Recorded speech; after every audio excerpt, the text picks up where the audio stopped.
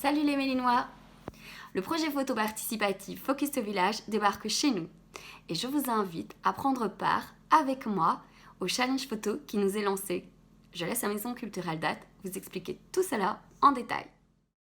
Depuis plusieurs années, Focus au village parcourt les villages d'Ath et de Chièvre et invite les habitants à réaliser une grande fresque photo à l'image de leur village. Cette année, le projet devient un grand défi collectif. L'idée, rassembler au moins 100 photos, représentant un maximum des habitants, d'ici le 1er mai, pour composer une fresque qui sera ensuite inaugurée et exposée au cœur du village. Alors, tentez de relever le défi? Moi oui. Moi, je participe. On n'attend plus que vous. Dites cheers!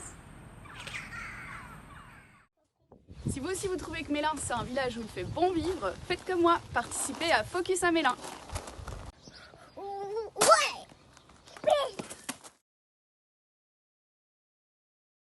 C'est très simple. Prenez votre appareil photo numérique. Si vous n'en avez pas, demandez-en à un prêté autour de vous ou empruntez l'appareil photo en partage qui est disponible chez une personne du village à l'adresse qui s'affiche ici.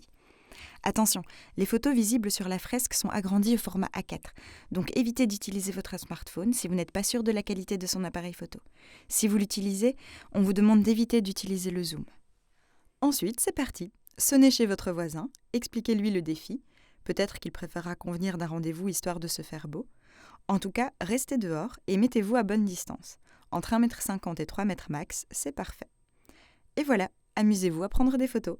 Il n'y a plus qu'à en choisir 2, identifier la famille ou la personne représentée et à nous les renvoyer.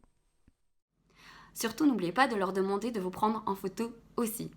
Et faites circuler l'info dans toute votre rue, histoire qu'on réussisse ce défi. Alors, quelques petits conseils pour réussir de belles photos. C'est une sorte de petit guide, parce que l'idée principale, c'est de s'amuser. Et je compte sur vous. Vous pouvez prendre la photo en format portrait ou paysage. Par contre, essayez de ne pas découper votre sujet. Prenez-le de la tête aux pieds, en entier, les yeux ouverts, car personne n'aime avoir un pied ou un doigt en moins et les yeux fermés. Si possible, ne chargez pas trop la photo et ne vous éloignez pas trop du sujet.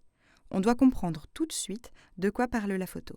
Assurez-vous que le cadrage est propre, voire minimal. C'est toujours plus joli sans la poubelle qui dépasse derrière ou la moitié du panneau routier qui apparaît dans un coin. Vous n'êtes pas obligé de tout centrer. Essayez de placer les éléments importants comme un regard ou la tête du modèle sur ces lignes et ces points.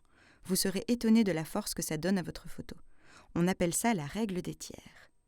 Cela permet aussi de laisser de la place au regard, d'ouvrir l'image, de la laisser respirer. Par contre, si vous voyez des symétries, de jolies lignes ou des diagonales dynamiques, n'hésitez pas à jouer avec. Qu'on soit petit ou grand, on peut toujours essayer de changer de point de vue. Mais prudence quand vous photographiez des personnes. Si vous prenez votre sujet de trop haut, en plongée, vous allez l'écraser. Et si vous le prenez de trop bas, en contre-plongée, vous risquez de ne pas flatter son ego en révélant inutilement son double menton. Mais surtout, amusez-vous. Avec les formes, les textures, les couleurs, avec les éléments du décor et du paysage, ou avec des accessoires. Ou tout simplement en faisant prendre des poses rigolotes à vos modèles.